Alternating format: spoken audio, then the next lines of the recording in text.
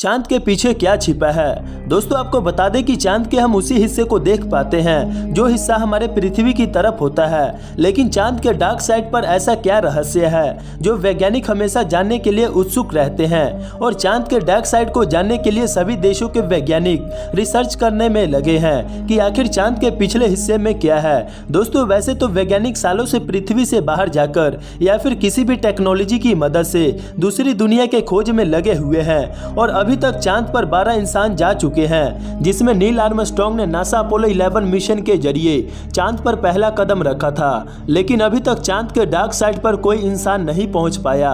कई space agency द्वारा यहां पर रोवर मिशन भी किए गए, लेकिन ज्यादातर इसमें फेल हो गए और जो सक्सेस हुए उनसे कुछ खास जानकारी नहीं मिल पाई। साल 2019 में भारत द्वारा विक्रम लैंडर को चांद के डार्क साइड पर उतारने की कोशिश की गई, लेकिन आखिरी वक्त में यह मिशन फेल हो गया।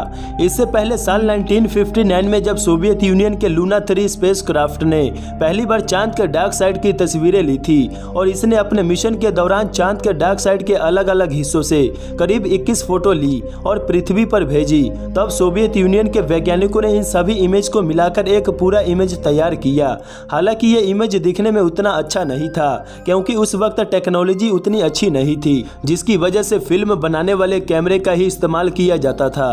और यही पहला वो समय था जब वैज्ञानिकों ने पहली बार चांद के डार्क साइड पर करीब 2500 किलोमीटर चौड़े गड्ढे को देखा, जिसकी गहराई लगभग 13 किलोमीटर बताई जाती है। कई रिसर्च ये बताते हैं कि चांद के दूसरे साइड सरफेस के नीचे एक बहुत बड़ा मेटालिक स्ट्रक्चर दबा है। वैज्ञानिक लंबे समय से हमारे एडवांस सैटेलाइट की मदद से चांद पर रिसर्च कर रहे हैं और इसी रिसर्च के दौरान वैज्ञानिकों को चांद के साउथ पोल पर कुछ धातु जैसे चीज दिखी, जो कि दिखने में बहुत ही बड़ा लग रहा था, जिसका आकार 300 किलोमीटर से भी ज्यादा हो सकता है। कुछ वैज्ञानिकों का ये मानना है कि एलियन चांद के डार्क साइड में ही रहते हैं। चांद के डार्क साइड पर ये गड्ढे देखकर ऐसा लग रहा है कि मानो ये गड्ढे ये शेप किसी मशीन से बनाया गया हो।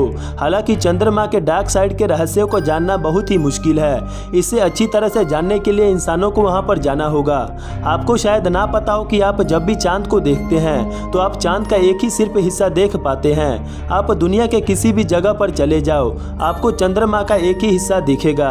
ऐसा इसलिए होता है कि चांद अपने एक्सिस पर जिस रेट में स्पिन कर रहा है, ठीक उसी रेट में चांद पृथ्वी का चक्कर भी लगा रहा है और इसी को टाइडल लॉक भी कहा जाता है। जैसा कि आप इस क्लिप में देख सकते हैं कि चांद अपनी कक्षा में घूम रहा है और पृथ्वी अपने कक्षा में घूम रही है, लेकिन चांद सिंक्रोसिस रोटेशन में घूम रहा है, इसीलिए हमें चांद का सिर्फ एक ही हिस्सा दिखाई देता है।